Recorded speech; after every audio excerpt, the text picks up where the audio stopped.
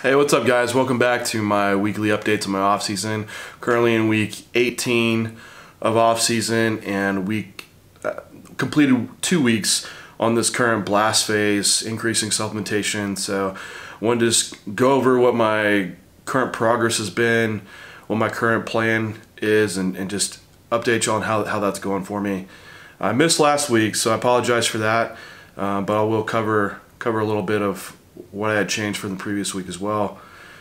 Just to remind y'all, like when I started this, I was around 241 pounds on my 16th week of off season, and my diet setup was around, and I'm just kind of rounding this off. You can see this like in my blog. I'll post the diet. But it's like 390 grams of carbs, 340 grams of protein, and about 60 grams of fat. And so now, currently, I'm up to 540 grams of carbs, about the same protein, and 70 grams of fat. So primarily, it's just been a sole increase in the carbohydrate amount that I've been using, and I've put most of that around training. It has gotten a little spread out. I will add a little bit to all meals, but the majority of that has been going around training time. And the reason being is that like my weight's increasing, but conditioning, I feel like it's staying relatively pretty good. And we can see like in my current pictures, like you know, I feel like I still have like reasonable ab development, quad lines. My lower back fat is, you know, reasonable for the current. That's where I will hold the most fat, and I do a caliper measurement on it, and you know, that's my worst spot. And it's like can be like a 15 millimeter skin fold site, and so that's kind of maintained. My other sites, like my ab, my thigh, those are like 6 millimeter, but which can kind of like really skew your perception of your body fat if you're just going off those sole sites. So watch your fattest sites, like I've said that before. But all that's been maintaining. So you know, if I'm seeing the scale go up and relatively conditioning's maintaining, then I know I can probably eat a little bit more. And also going off my hunger and satiety, you know, I still get hungry towards each meals. Now, last week is when I made my last food increase, which was around 80 grams of carbs, and that's pushed me a little bit as far as fullness. For some days, if meals get off and they get a little bit backed up towards the end of the day, I will notice like I'm not hungry for the next meal, and I still feel a little full. So right now, and you know, weight's still progressing up, so right now I'm not going to make any changes for these next weeks.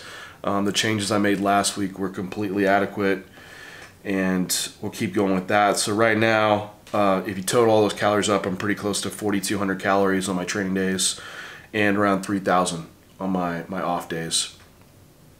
Still doing 2 days on, 1 day off. Haven't changed training. I like my off days. Recovery-wise, I feel like it is improving. And one thing I have changed recovery-wise is I've been sleeping like 9 hours a day. a night. Which I normally maybe get 7 to 8, but I just let myself sleep in a couple days, and I felt good. And so now I've just been setting aside 9 hours. I know not everyone has the luxury to set aside that much time for sleep.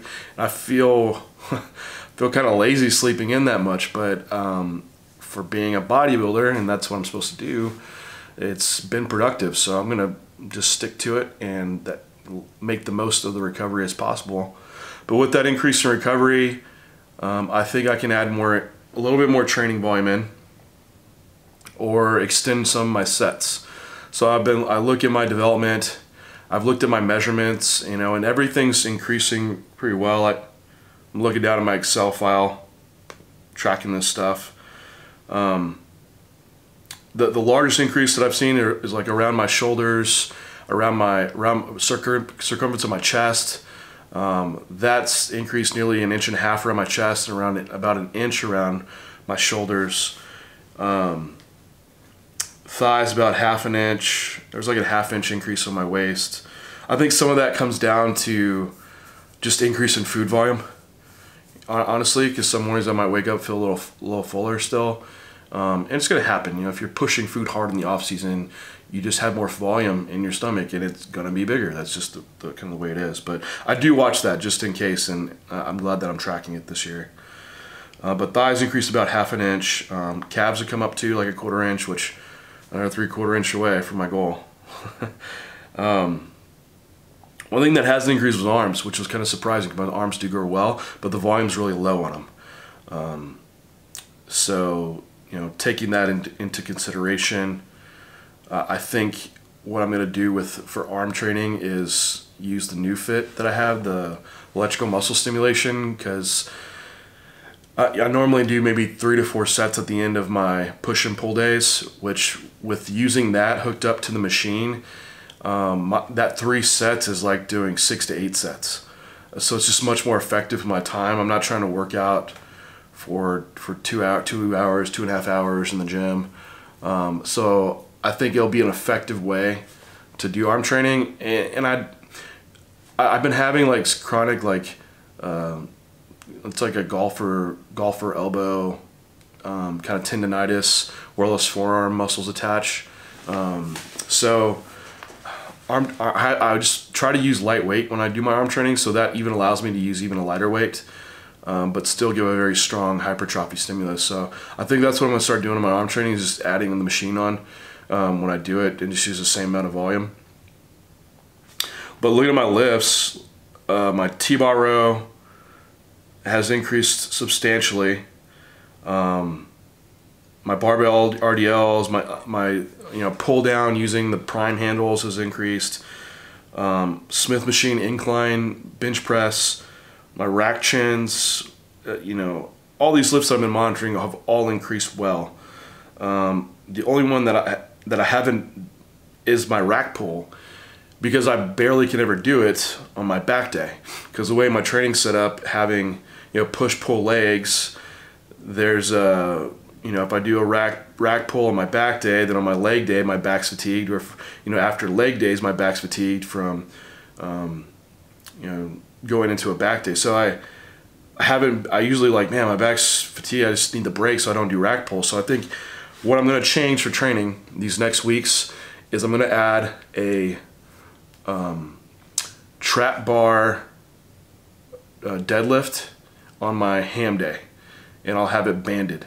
So there will be a little bit greater knee flexion and a little less hip flexion as you would have with a barbell RDL, but I'll be able to bring more, load that lift heavier, and with the band it'll accommodate that strength curve more, and I'll get heavy trap loading too.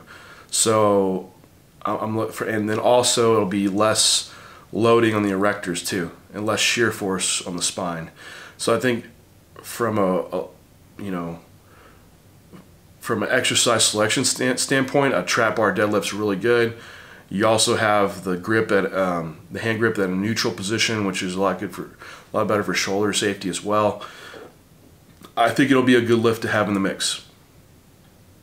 Then on my other hamstring day, my workout B, I usually do barbell RDL. I'm gonna band it, and that way once you get to the top of the lift, the RDL, you lose a lot of that loading. So with the band, it'll keep loading the movement, and I think that'll give me some extra trap stimulus on those days. Then on my back thickness day, I'm gonna add in just 2 sets of barbell shrugs, and then on both back days, my first exercise, I'm gonna add in rest pause to just extend that heavy loading of the set. So overall back volume is going to increase, and I think just getting a little smarter too with exercise programming and selection here. But that really will be the main changes. So I'm hoping to see some greater back thickness come out of it. I see my lat spread, since I'm just spreading out the scapulas, the traps kind of thin out and flatten out a bit. So I just have to build up that roundness in them enough to where they don't. So I still keep that thickness when I do a lat spread. I'm hoping to see that come up. I'd like just to see the arm circumference increase some, just so I know tissue's getting added there. But overall, everything else is growing well. So I'll continue with the calorie level that I'm at, and just keep going from there. Everything's going pretty smooth. I still have about 10 weeks left of this blast, so it's going to be really productive. We're only getting started here, and I'll keep you all updated. All right, till next time.